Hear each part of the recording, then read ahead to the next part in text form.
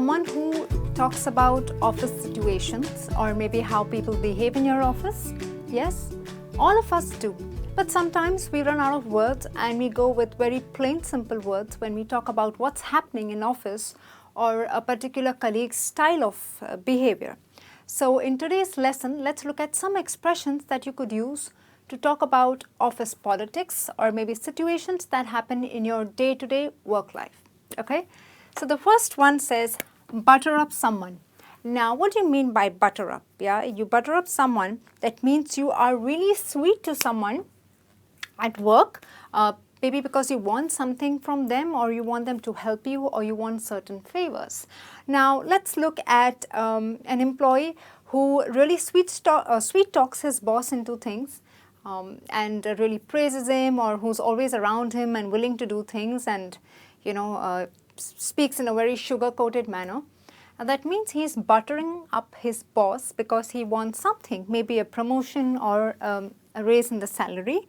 Yes, so when you butter up someone, okay, you do this and you say a lot of sweet things and, kind of always around the person to get something done, or when you want something, right?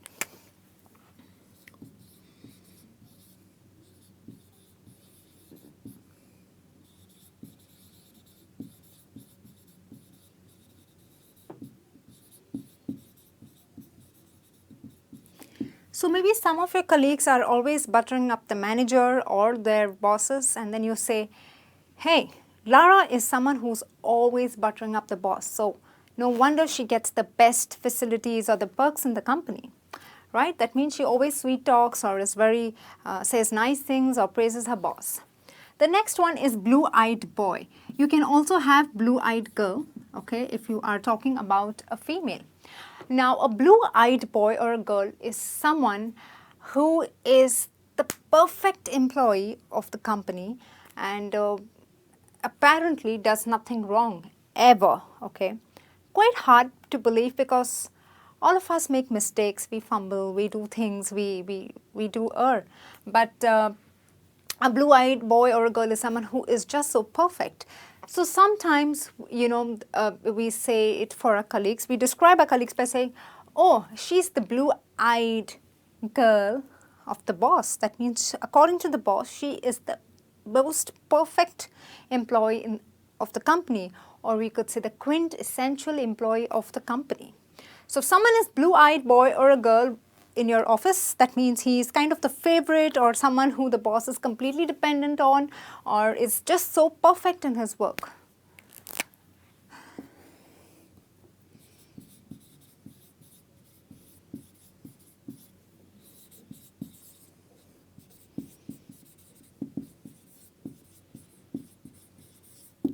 Yes?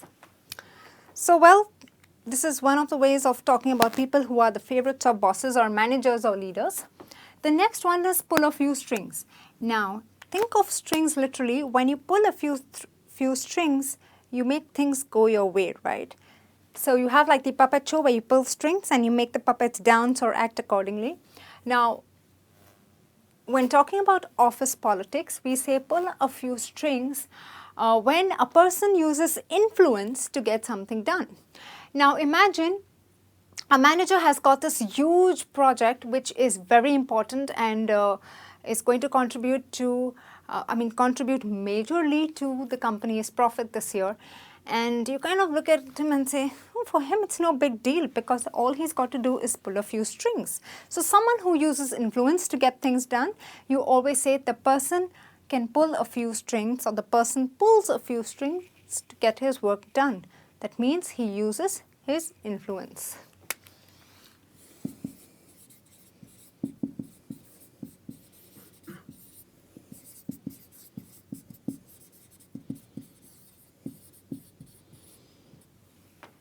Okay, we also use it for people with high designations up there in the management when you want to say if someone is in a mess, if there is some issue which is sensitive and you say, oh, he just needs to pull a few strings and everything will be sorted. That means the person will use his influence and, through people and get things sorted, right?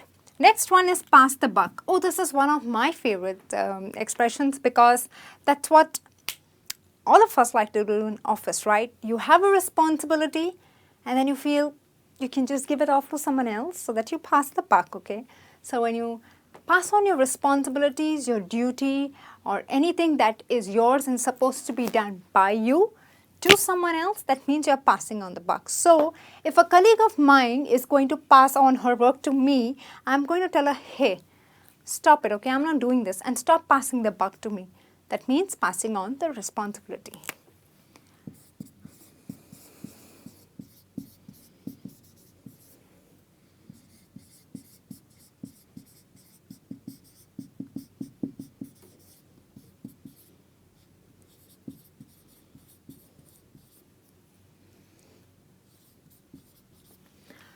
Okay, the next one is be thrown in at the deep end.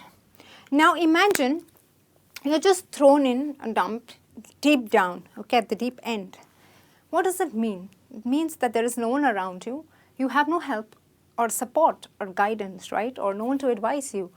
Now, we use this when you have a task to complete, and it could be a big or a small one. It could be a very important project at work, and nobody is there to support or guide you or give you advice. I mean, you're all by yourself. You have to figure out things. You have to do it, complete it, and meet the deadlines. So that is the time you say, you know, I'm thrown in at the deep end. I'm always thrown in at the deep end when I have projects. That means I'm complaining that there is no help, support, or guidance given to me.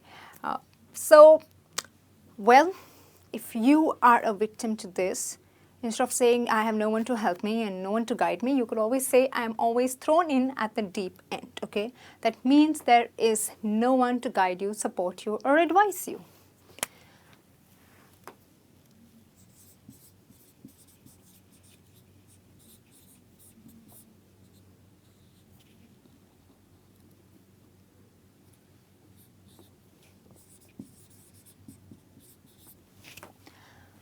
Fine.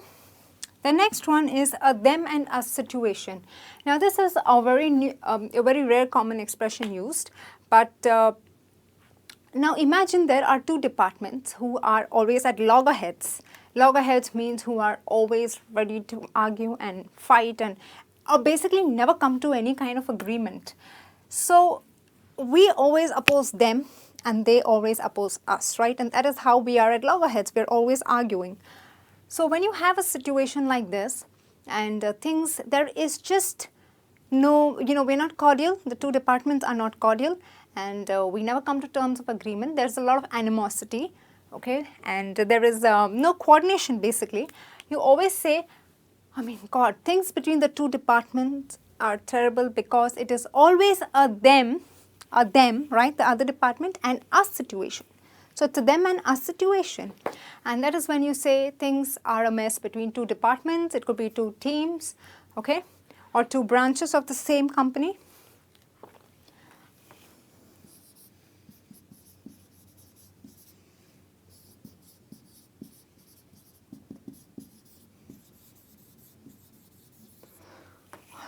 Well, this is quite a sad state to be in or to experience. The next one says, get on the wrong side of someone. Now, it doesn't literally mean the side of someone.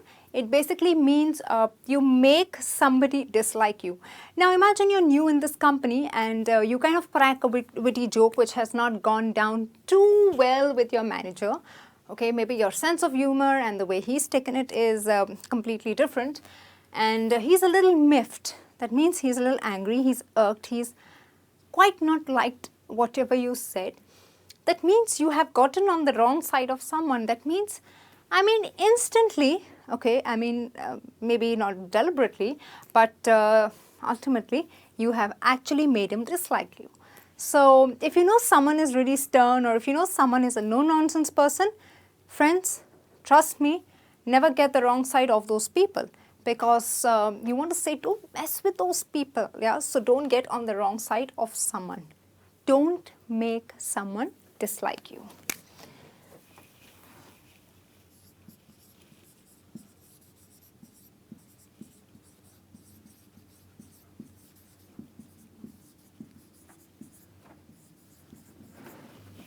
Alright, and the last one that we have here is be in someone's good books. Now, to be in someone's good books is when you are in favor with someone, or kind of, it could be a manager. So you always do his work, you help him, you support him, and you'll have a great work relationship. And that means you're always in the good books. He always has a very high opinion of you, and is one of your well-wishers at work too. So if you're in good books with someone, that means you're in, you're just in a good space with that person, and the person really respects you. You're in favor with someone. Now you could also be in the bad books. Okay. So if you're in the bad books, that means exactly the opposite of good books. You have rubbed the wrong side of the person, so you're going to be in the bad books of the person. Right, friends? So yes, so that means to be in favor with someone.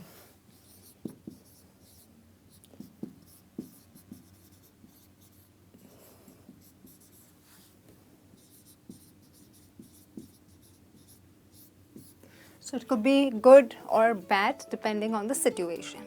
So friends, these are the basic few expressions that you could use in your day-to-day work life when you want to talk about politics, when you want to talk about your colleagues' behavior. I hope this is useful. Go ahead and use these expressions. I'll be back soon with a new lesson. Till then, take care and bye.